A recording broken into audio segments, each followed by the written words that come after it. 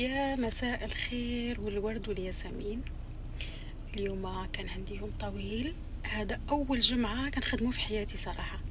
ويمكن دو طون زون طون كيكون عندي ميتينغز نهار الجمعة، ولكن أنه خدمة بشكل رسمي أول مرة. اليوم اختاريت لكم واحد الموضوع اللي هو جدا جدا جدا موضوع مهم، ولكن ليس بشيق، يعني شيء بيزعجنا لنا كتير. اللي هو موضوع، ولا شو نقول لكم، خلي وحده نتلاقى مع دكتورة رنا صاحبتي، وهي حتحكي لكم بالتفصيل وحتقول لكم شو الموضوع اللي نحن حنحكي عنه اليوم. خليكم معي. يا مساء الخير والورد والياسمين. ان شاء الله يكون الصوت مسموع. شو تعبانه صح؟ بس بدك تحكي لنا، ما دخلني موضوع الشخير. وين حاططتني؟ رحتك على اليوتيوب، ما عرفتي انا صرت يوتيوبر. طيب، موضوع الشخير، انا شفتك كذا مره عم تشتغلي حالات للشخير بالليزر، اشرحي لنا شوي عنه. هلا في شيء كتير الناس للاسف ما بتعرف فيه، مشهور اكثر بامريكا ودول اوروبا، اللي هو علاج الشخير وانقطاع النفس خلال النوم بواسطه الليزر. كنا عم نحكي على موضوع علاج الشخير وانقطاع النفس خلال النوم. هو الموضوع مو بس شخير او صوت بيطلع خلال النوم. الناس اللي بشخروا معظمهم عندهم مشكلة انه بينقطع نفسهم وبوقف الاكسجين عند الدماغ لدقائق او ممكن 20 دقيقة 30 دقيقة متقطعة خلال النوم. نعمل لهم دراسات، ممكن نحولهم لاخصائي طب النوم، نعمل لهم دراسة، بيناموا بالمستشفى وبيبين معنا مدة انقطاع النفس. طبعا هي مشكلة مهددة للحياة، الموضوع مو بسيط ابدا. من اعراضها انه الشخص بفيق بلاقي حاله تعبان منهك، حتى لو نام 15 ساعة بحس حاله لسه ناقصه نوم، بده ينام أكتر، تعبان. طبعا بيزيد من هاي المشكلة التدخين وزيادة الوزن بتزيد المشكلة. طبعا في جهاز اسمه نايت ليزر، اوكي.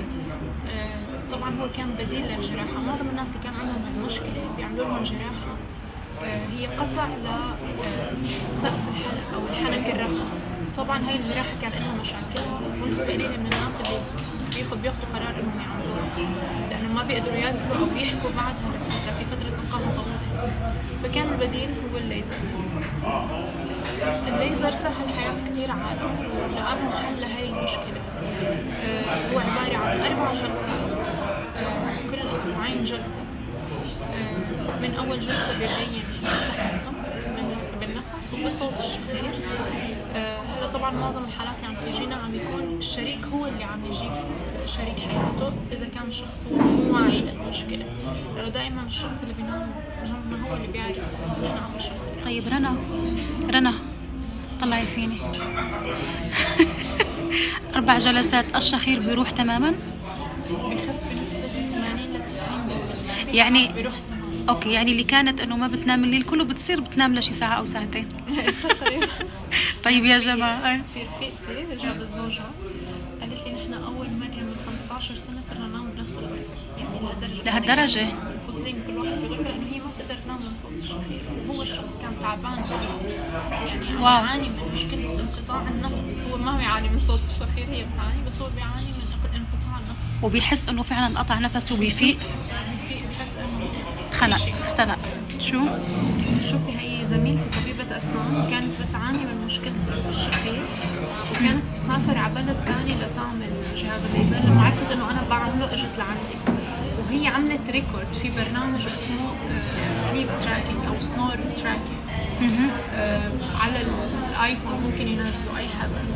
فهي بس بعد، شوفي كيف كانت تشغل هاي المخطط البياني، هي بعد أول جلسة كيف صارت. واو، شوفي واو، فرق كتير كبير. هي لحالها ولا لزوجها؟ هي لها بتشخر. تعاني كتير، كانت عندها مشكلة انقطاع النفس خلال النوم والشخير.